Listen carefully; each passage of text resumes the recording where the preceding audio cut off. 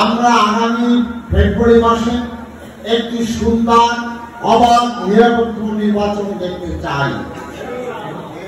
এই অবাধ সুন্দর এবং নিরপেক্ষ নির্বাচনে যদি কোনো শক্তি বাধা সৃষ্টি করতে চান, তাহলে বাংলাদেশ জামাত ইসলামের একজন কর্মী বেঁচে থাকতে আমরা সেটা বাস্তবায়ন হতে দেব না।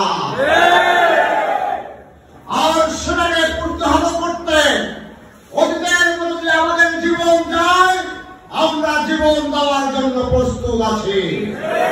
এই প্রতিহত করতে যদি আমাদের হাত যায়, আমরা তবে পথ থেকে পিছপা হব না, আমাদের পায়েও পিছপা হব না। সুতরাং শহীদের রক্তের সাথে কেউ বেইমানি করবেন না, শহীদের রক্তের সাথে কেউ বেইমানি করবেন না। শহীদের রক্তে শহীদের স্বপ্ন ছিল একটি সুন্দর নির্বাচন, সুন্দর সেই নির্বাচনের পথে কেউ সন্ত্রাসী কাজ করার চিন্তা মেহরবানি করে করবেন না।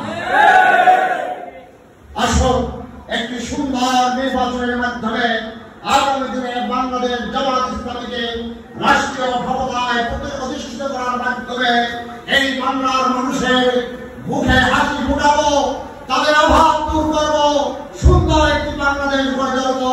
সেই প্রত্যয় নিয়ে সবাইকে ধন্যবাদ জানিয়ে বক্তব্য শেষ করছি। আল্লাহ হাফেজ। বাংলাদেশ জিন্দাবাদ, বাংলাদেশ জামাত ইসলামী জিন্দাবাদ।